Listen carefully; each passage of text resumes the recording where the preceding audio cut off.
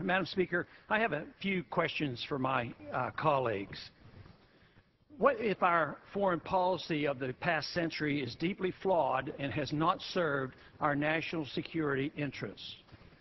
What if we wake up one day and realize that the terrorist threat is a predictable consequence of our meddling in the affairs of others and has nothing to do with us being free and prosperous?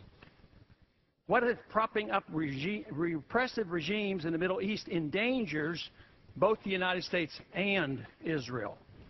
What if occupying countries like Iraq and Afghanistan and bombing Pakistan is directly related to the hatred directed toward us? What if someday it dawns on us that losing over 5,000 American military personnel in the Middle East since 9/11 is not a fair trade-off for the loss of nearly 3,000 American citizens, no matter how many Iraqi, Pakistani, and Afghan people are killed or displaced? What if we finally decide that torture, even if called enhanced interrogation technique, is self-destructive and produces no useful information, and that contracting it out to a third world nation is just as evil? What if it is finally realized that war and military spending is always destructive to the economy? What if all wartime spending is paid for through the deceitful and evil process of inflating and borrowing? What if we finally see that wartime conditions always undermine personal liberty? What if conservatives who preach small government wake up and realize that our interventionist foreign policy provides the greatest incentive to expand the government? What if conservatives understood once again that their only logical position is military intervention and managing an empire throughout the world?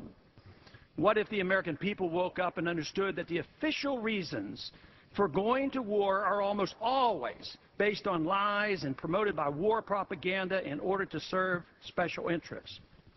What if we as a nation came to realize that the quest for empire eventually destroys all great nations? What if Obama has no intention of leaving Iraq? What if a military draft is being planned for the wars that will spread if our foreign policy is not changed? What if the American people learn the truth, that our foreign policy has nothing to do with national security, that it never changes from one administration to the next? What if war and preparation for war is a racket serving the special interests?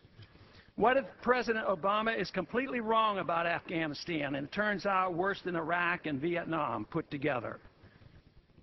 What if Christianity actually teaches peace and not preventive wars of aggression?